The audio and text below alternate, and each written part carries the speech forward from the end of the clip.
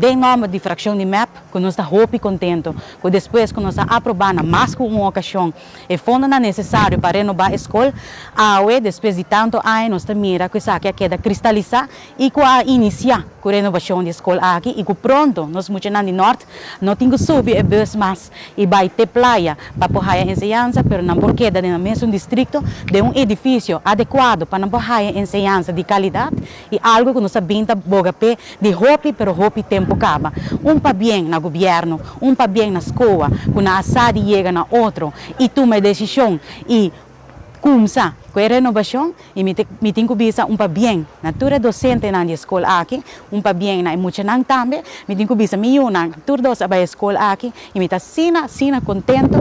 por fim, nós também mira que a escola aqui também quer renovar. Pa bem Aruba, pa bem na norte. Aqui na AUE para adelante, Santa Luísa Escola Norte, me quero agradecer e visadanki na minister Andy Cruz e gabinete Weaver Cruz 2, que logro AUE que nós vamos começar com o plano de renovação para a escola básico aqui na Norte, que seguro patrimônio de cultura de Norte, que a forma hopi habitante na de Norte e seguro como habitante de Norte também norteiro hopi orgulhoso de outro de nossa escola que também vai renovar e que pronto nós muitos na de Norte por seguir na escola na educação aqui no distrito de Norte mesmo.